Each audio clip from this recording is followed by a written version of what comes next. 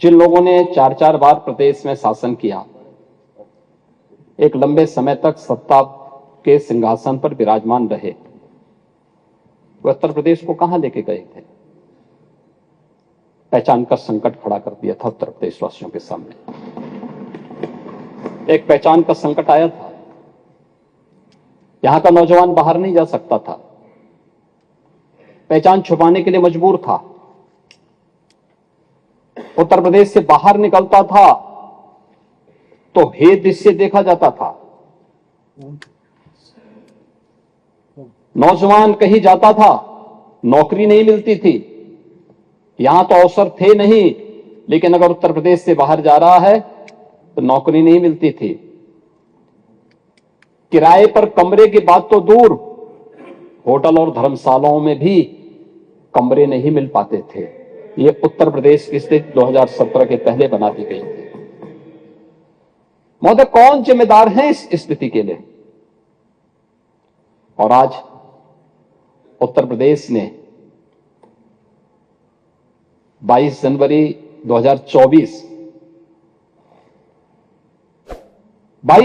2024 की घटना को भी देखा हो। पूरा देश अभिभूत था। पूरी दुनिया के अंदर हर वह व्यक्ति जो सत्य का पक्षधर है, न्याय का पक्षधर है, वह अभिभूत था, गौरवान्वित था। हर सनातन धर्मावलंबी की आंखों में आंसू थे, हर्ष के, गौरव के, और अपनी कई पीढ़ियों को वह इस आयोजन में प्रत्यक्ष या अप्रत्यक्ष रूप से उसके साथ सहभागी बनकर के अपनी पीढ़ियों के प्रति कृतज्ञता ज्ञापित भी कर रहा था और तर्पण भी अर्पित कर रहा था।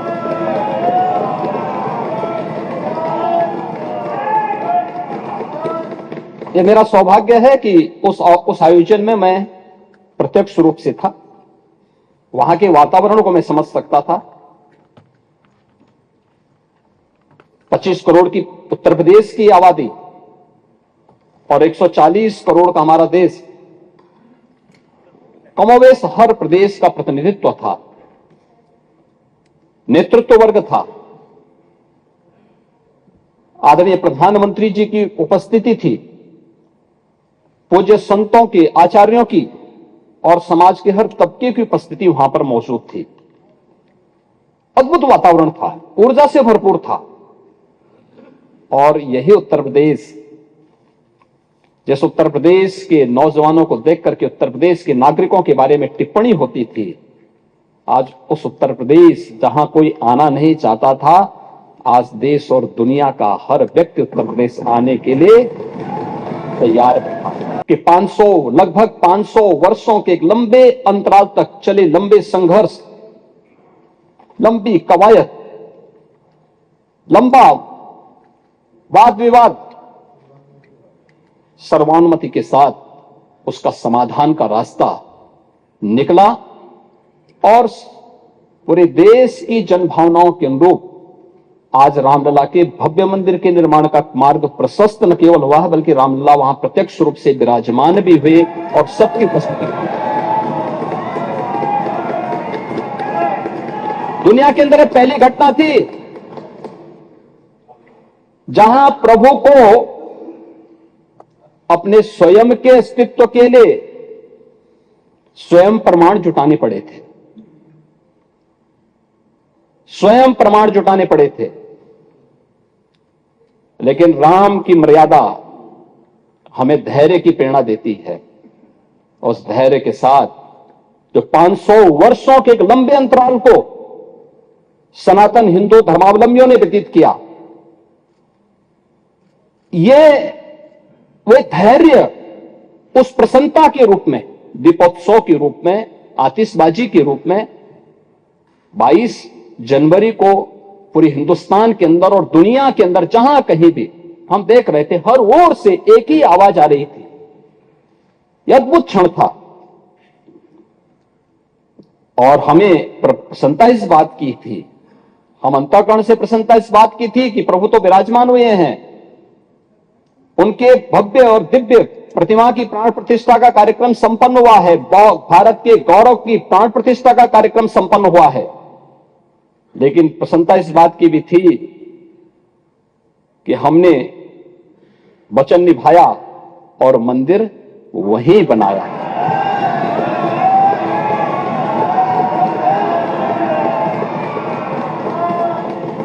जो कहा सो किया। अयोध्या नगरी को प्रतिबंधों और कर्फ्यू के दायरे में जरूर लाया गया था पिछली सरकारों के समय। सदियों तक अयोध्या कुत्सित मनसा के लिए अभिषिक्त थी, एक सुनियोजित तिरस्कार भी झेलती रही। लोक आस्था और जनभावनाओं के साथ ऐसा खिलवाड़ संभवतः दूसरी जगह देखने को नहीं मिला होगा। अयोध्या के साथ अन्याय हुआ। और महोदय, जब मैं अन्याय की बात करता हूं तो हमें 5000 वर्ष पुरानी बात भी याद आने लगती है। उस समय पांडवों के साथ भी अन्याय हुआ था और उस समय कृष्ण गए थे कौरवों के पास। उन्होंने भी कहा था, बस दे दो केवल 5 ग्राम, रखो अपनी धरती तमाम, हम वही खुशी से खाएंगे, परिजन पर हंसी न उठाएंगे। लेकिन दुर्योधन वह भी दे न सका, आशीष समाज की ले न सका। यहां तक कि उसने भी भगवान श्री कृष्ण को बंधक बनाने का कुत्सित प्रयास किया। उल्टे हरि को बांधने चला, जो था असाध्य साधने चला। यही तो हुआ था। यही तो हुआ था अयोध्या के साथ, और यही हुआ काशी के साथ, और यही हुआ था मथुरा के साथ भी। हमने यही तो कहा, उस समय 5 गांव मांगे थे। भाई, भगवान कृष्ण ने तो पहले कहा, जब वो समझौता कराने के लिए गए थे, महाभारत का युद्ध टालने के लिए गए थे, कि देना हो तो आधा दो, लेकिन इसमें भी यदि बाधा है तो दे दो केवल 5 ग्राम। लेकिन वो 5 गांव, लेकिन यहां तो इस समाज सैकड़ों वर्षों से यहां की आस्था केवल 3 के लिए बात कर रही है। 3 के लिए।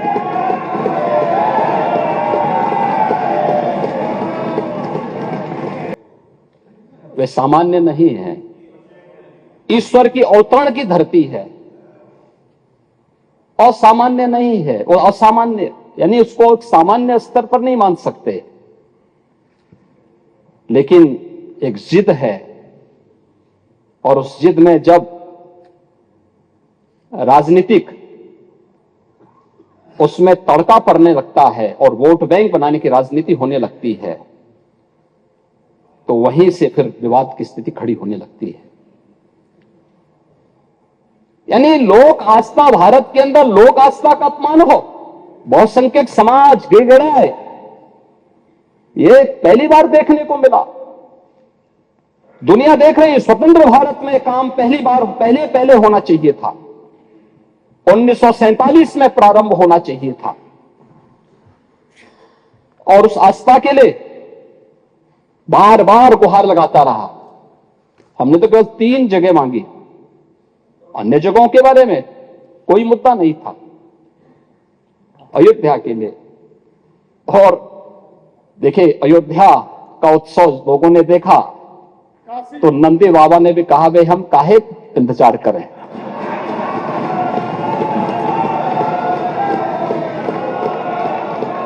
उन्होंने भी इंतजार किए बगैर रात्रि में बैरिकेड तोड़वा डाले।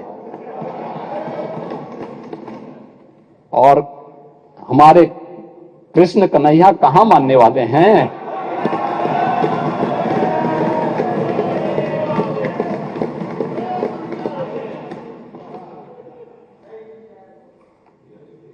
विदेशी आक्रांताओं ने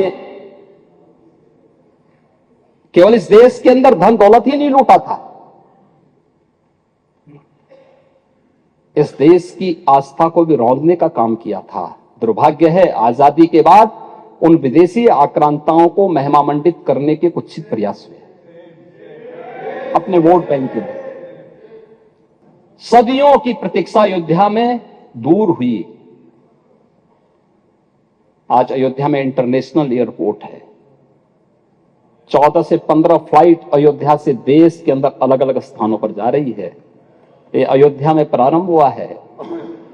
जो अयोध्या को पहले छूना नहीं चाहते थे, आज अयोध्या इंटरनेशनल एयरपोर्ट देने वाला देश का एक प्रमुख राज्य और देश के 4 इंटरनेशनल एयरपोर्ट के साथ उत्तर प्रदेश अपने 9 एयरपोर्ट को क्रियाशील कर चुका है और 10 और को हम क्रियाशील करने जा रहे हैं। अयोध्या में माता सबरी के नाम पर रसोई घर भी प्रारंभ हो गया है। क्या माता सबरी के अनुयायी पीडीए के हिस्से हैं या नहीं है? रेन बसेरा भी अयोध्या में बन गया है और ये निषाद राज के नाम पर बन गया है। क्या निषाद राज के अनुयायी पीडीए के पार्ट हैं या नहीं हैं? प्राचीन कुंडों का पुनरुद्धार हो रहा है। भरत कुंड, राम की मर्यादा, परिवार की मर्यादा, क्या परिवार की मर्यादा है? यहां तो पीडीए, हमारे डिप्टी सीएम ने कहा, पीडीए का मतलब है परिवार डेवलपमेंट अथॉरिटी। ब्रजेश जी ने अभी अपने उसमें कहा उनके पीडीए में और लोग हैं लेकिन चच्चू नहीं है। वो बेचारे हमेशा ठगे जाते हैं ऐसे। कब तक ये न्याय होगा पता नहीं। महाभारत क्यों एक बार पढ़िए महाभारत। हाँ एकदम। आखिर परिवार के 3 सदस्यों के नाम थे, चच्चू के नाम क्यों नहीं था?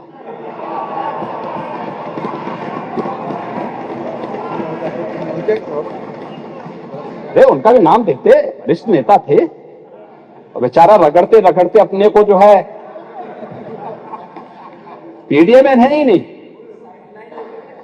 इसीलिए कह रहे हैं ना कि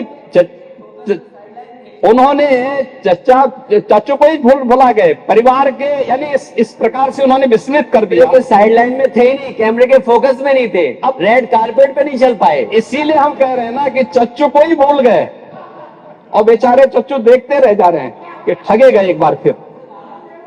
अब ये तो अगर प्रभु राम को ये लोग मानते तो चच्चू के साथ अन्याय नहीं करते, रामायण से सीखते, रामायण में सीखते, या फिर कम से कम महाभारत से ही सीख जाइए। और आप तो वैसे भी कभी कभी आपके बयान आते रहते हैं